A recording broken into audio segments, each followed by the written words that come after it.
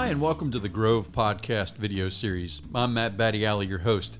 In these episodes, we try and bring you ideas and people and discussions that we at Mangrove Investor feel are important. These are parts of the investing and business world that maybe you don't see every day. So we try and highlight trends, strategies, and news stories that you need to pay attention to.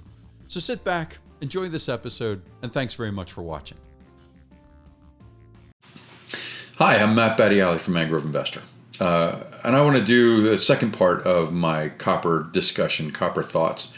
In the first video, and I'll put a link in the description below, we talked about kind of the forces that are pushing countries away from hydrocarbons. And that's primarily because they're in the hands of bad actors like Russia and Saudi Arabia and Iran. Venezuela, and they're finite. Fossil fuels are going to run out at some point. They're not unlimited. And the other part is that there is a push toward electrification for sovereignty reasons. So it's not just about climate change. It's also about bringing your ability to supply your people with electricity within your own borders. Therefore, you're not at the mercy of the people who are sourcing you the fuel. So we're seeing nuclear power kind of enjoying a rebirth right now, but renewable energy is really the area of growth, right? Because it started from relatively nothing, hydropower being the only renewable that we relied on during the first half of the decade.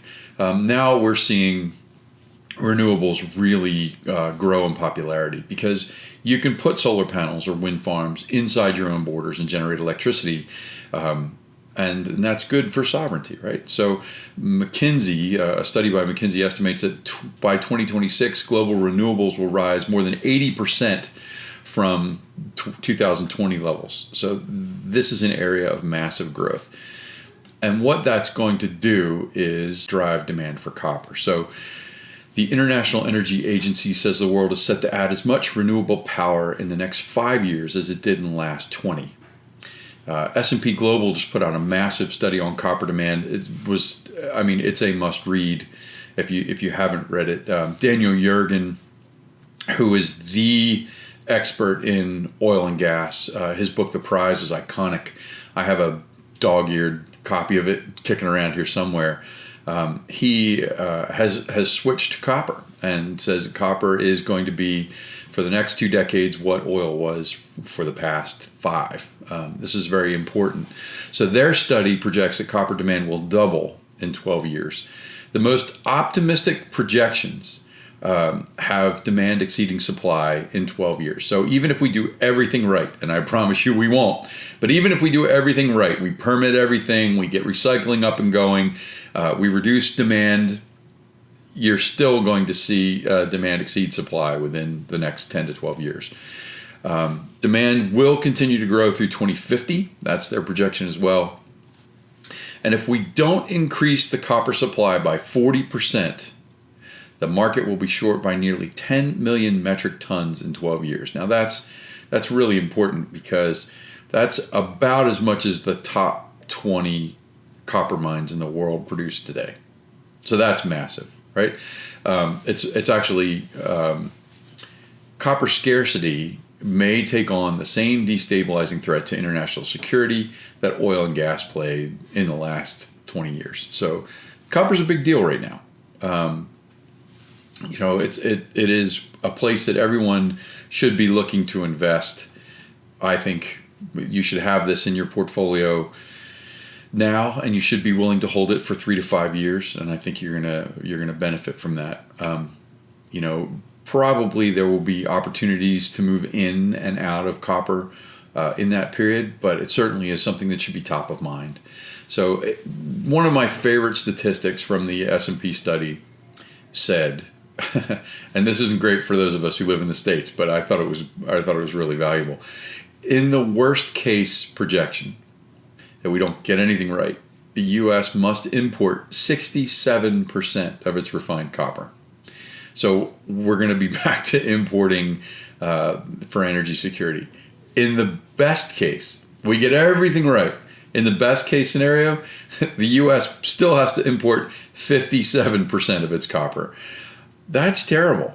And that tells me that domestic copper supply is going to be very important. And so I'm looking at copper exploration, copper development inside North America, not just in the States, because I think it's still very, very hard to permit any kind of mine development in the U.S. And so we have to look at Canada and we have to look at Mexico as our outlet for copper. So probably my favorite quote of all, outside of all these reports and studies, was from a guy named John Lafarge. He's the head of strategy at Wells Fargo.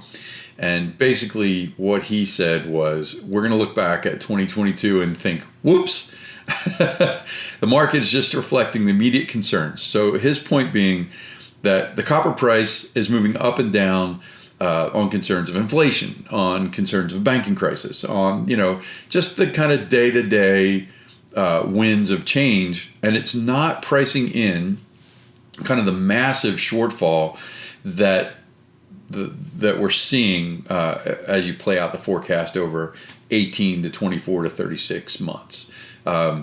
If you really thought about the future, he says, you can see the world is clearly changing, and it's going to be electrified, and it's going to need a lot of copper. And so that, to me, sums up my entire premise around copper right now. This is a commodity that we need to own. This is a natural resource that should be well represented within your portfolio. And if it's not, that's something you probably can remedy now, because the copper price is still moving with short-term pressures rather than thinking in the long term. So you're going to get times when in the short term the market is dumping copper. Those are opportunities right now to buy. That's my takeaway right now. So thanks for watching. I'm Matt Battiali. I'll have another one of these copper essays kind of dialing into the copper supply side coming up soon. And if you like this video, if you found some value, give us a like, maybe subscribe, write a comment below. I'm always interested to hear what you guys think. And I would like to do a series of these because electrification isn't just a copper issue. There are a lot of other commodities that I think are really valuable, and I have to decide what I'm going to work on next. So if you want to hear about nickel, if you want to hear about lithium, if you want to hear about rare earths, drop me a comment. Let me know what you want to hear. And thanks very much for watching. Well, look at that. You made it to the end.